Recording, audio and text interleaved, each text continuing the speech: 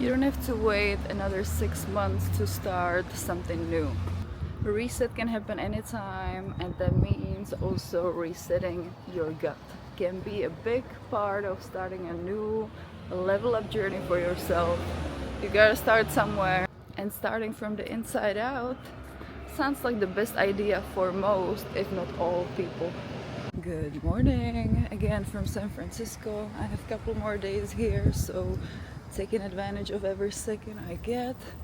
Based on the last video, and this is just a quick thing before I start on this topic, based on the last video that I just rewatched, I was squinting so much and my eyes were hardly even open. So today, to eliminate the problem, since my eyes are hypersensitive to light, I have sunglasses. So in the last video I had them in my pocket and they should have been right here.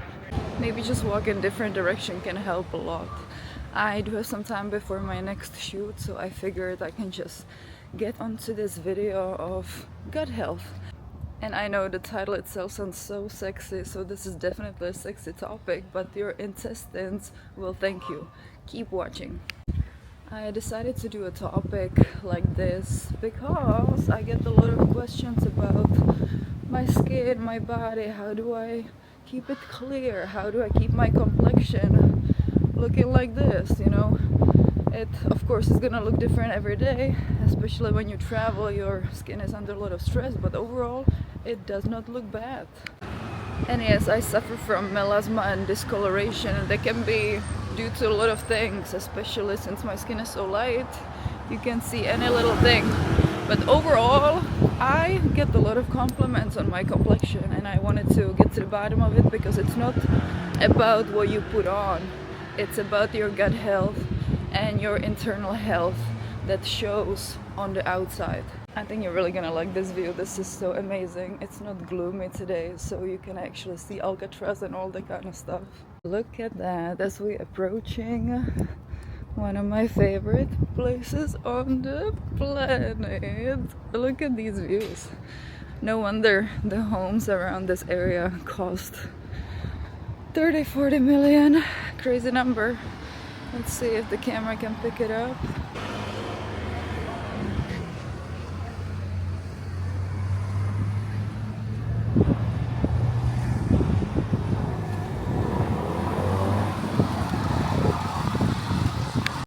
This camera seems to be so finicky to use, but hey, getting a hang of it slowly. As I mentioned, your internal health really shows up right here. Skin shows everything. Your eyes show everything. Your teeth show everything. Everything that's happening on the inside is visible, not just energy-wise, but by your complexion, breakouts, energy levels, all kinds of stuff. So once you optimize your internal health, your whole life changes. It all starts on the inside, just like for spiritual health. Even the gut health is just part of a whole leveling up package that you should take into consideration, because if you only focus on the skincare products, you're just putting basically a lipstick on a pig. Not calling you a pig, but you're not fixing anything. You're just camouflaging something temporarily without getting to the core of a problem. So maybe I shouldn't say lipstick on a pig, that sounds a little mean, but you know, I can be a little mean sometimes.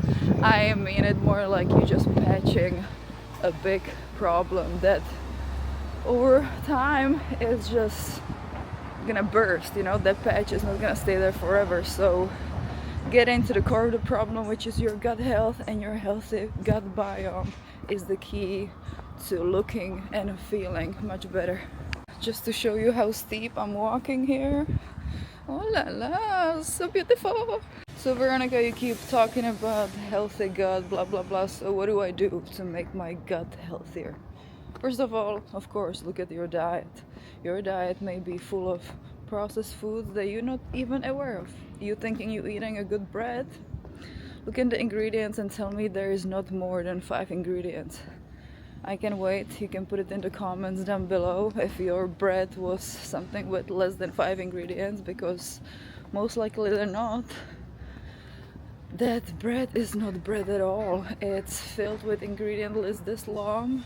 It's absolutely disgusting for your health. It has nothing to do with healthy carbs. It's actually filled with stuff that cause inflammation, bloating, and all kinds of problems that you could avoid if you just make your own, for example, or go to places that sell Bobby approved bread, or just bread that has ingredients that you can identify and name yourself, and that can be under 5 ingredients or even less, or maybe not less. How many ingredients you need to make a bread? It's probably 5 ingredients. But all those preservatives and anything with packaged foods, this is not just about bread, this is about everything that's on the shelf in a package and can last there for months. It's not real food.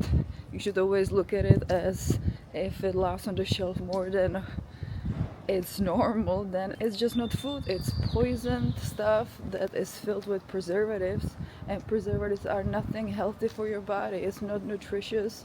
It doesn't fuel you. It just messes up your gut biome by putting more and more toxins in there, and you don't need it.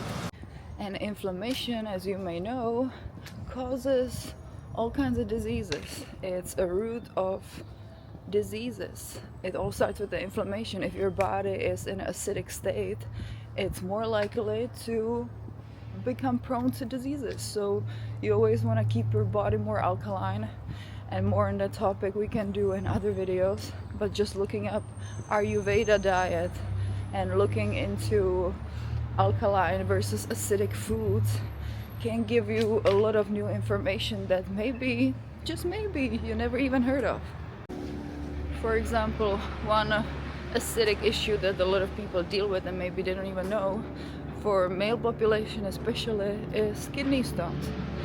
If you kept your body in more alkaline level and you're not necessarily genetically prone to easy formation of kidney stones, you wouldn't get them. So one way to prevent getting kidney stones is putting a lemon in your waters when you drink it, because that makes it more alkaline. And even though lemon is an acidic fruit, when you digest it in your intestines, it becomes alkaline. Again, this is all scientifically proven. You can look it up yourself. But this is just one example of the diseases that people get if their body is too acidic. That can also mean when you drink a lot of coffee like me, I gotta be careful because that's a very acidic thing in your body. Or I shouldn't say thing, but you know what I mean. It's still too early in the morning to think deeply.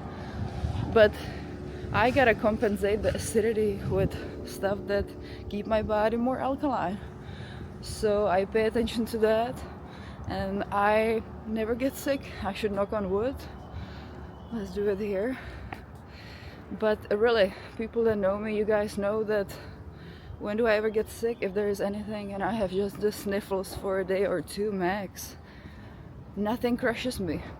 Even when was the pandemic, I never got sick. So it's not just my metabolism is healthy, but I keep my body in more of an alkaline level and I just don't get sick. And you can be like that too, unless there is of course some more underlying issues that can be or should be addressed. The acidic alkaline diet comes hand in hand with the Ayurveda stuff. It's Indian holistic approach to diet, so I would recommend anybody to look into it more deeply. I'll do more videos on it as well, but I just hear a lot of people never even heard of it for their entire life, and I known about this stuff since my 20s, so I think everybody should learn about it to keep your body healthy. You can actually start cleaning your diet right away, or clean your gut biome right away. You can kickstart it with colon cleanse, which again a lot of people maybe never even heard of, or it may not be so available in their area, but it's something to look into. It can kickstart your new diet, new version of yourself by cleaning your intestines deeply and providing basically a clean canvas to a new approach to life. Ay, ay, ay, look where we just walked. So pretty, so pretty. Colon cleanse is actually so good for you, but there are also downsides of it. And that is that if you don't supplement your body with probiotics after the colon cleanse, you can miss out on a lot of the good bacteria that the colon cleanse got basically rid of during the procedure. So every time you do a colon cleanse, they will suggest you certain probiotics, and the ones I always got were from Whole Foods, like a little white bottle, I believe. I don't know if they still make it because I haven't had the colon cleanse in a couple of years, but that was pretty good. And that way you bring the healthy bacteria back to your body, and it helps you kickstart the whole diet journey and the new version of you. When it comes to probiotics, don't mix it up with prebiotics. It's two different things, two different type of foods. The probiotics is the healthy bacteria. You can see those in yogurts, but not all of them, because a lot of them are pasteurized. So you gotta keep an eye on a healthy, natural whole yogurt that has active bacteria, which helps your gut. Same probiotics that are in these yogurts can be found in sauerkraut, kimchi, all kinds of fermented foods, tempeh.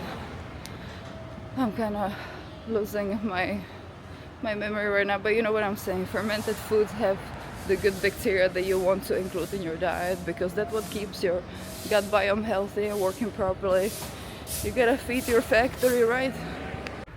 And prebiotics, on the other hand, should also be included in your diet, because those are the type of foods that the healthy bacteria lives on.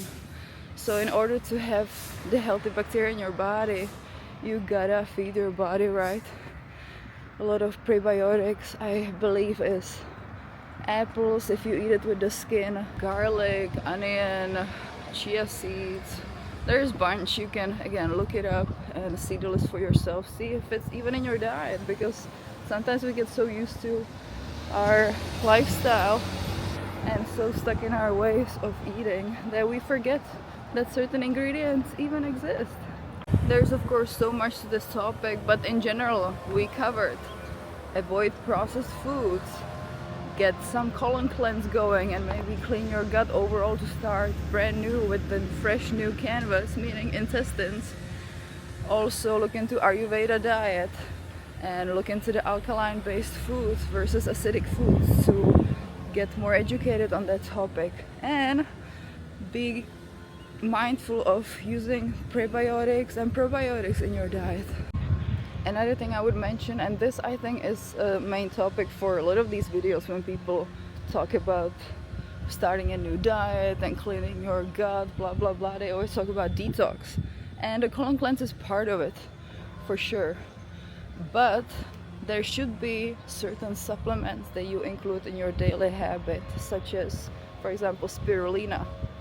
You cannot overdose on it, especially if you get the high grade one. I can link products like that in the bio, but taking at least a few of those pills a day can get your body rid of heavy metals and toxins. Spirulina actually binds all these bad toxins in your body and flushes it out, helps your kidney to be cleaner, and also your complexion. So things like that, again, maybe it's not in your diet, and maybe it should if you want to have a clearer complexion and you want to feel better overall, not just look better. And when it comes to skin itself, how many of you are touching your face at all times? You're just so used to it, and you rest your face on your hands and pick on everything and scratch your face at all times, even with dirty hands. A lot of people don't even realize they're doing that, and you have so much dirt on your hands, you don't even realize how much stuff is trapped on these hands. Maybe not right now, I'm pretty clean so I can do this, but in general, when people do, they just keep touching their faces, you trace so much bacteria over your face and picking on your pimples and stuff is so bad for you because it only causes scarring. It doesn't heal quicker. It's worse for your skin, and it's just gonna make you look so bad and inflamed, because once you touch the pimple, you're tracing all that stuff all over your face too, and not good, not good. I think especially with younger people, they just don't pay attention to this stuff, and then they pay for it later with all kinds of inflammation. And of course it's not always the case. Sometimes it's hormonal imbalance and other problems, but it all starts with healthy intestines and healthy approach to your face. Don't torture this. This is your marketing, this is your billboard, so make that billboard work for you. You can just see people's health on their look. And I know I mentioned this before, but even when people go through some liver problems, or they're alcoholics, or they deal with some drug addictions, you can see it in the eyes. They can be more yellow if you're dealing with liver issues, and of course if you're high, they're gonna be all red, blah blah blah. But you can just identify so many problems based on people's visage and the health of their complexion and their skin. The overall takeaway from today's video is not to preach or tell anybody that they're doing things wrong. We all have stuff we can improve every day, and it should be a never-ending process, because progress doesn't have an ending. Progress is an everyday journey, and we should always strive to be better, do better, treat ourselves better. And the internal state of your gut, as not appealing as it sounds, is a big part of it, because it not only really shows up on your skin, but it shows on your energy levels, on your mood and everything. So when people say listen to your gut, they mean also listen to your gut, not only for intuition, but for what it needs to provide you with a better, healthier and prettier life. I'll see you in the next video.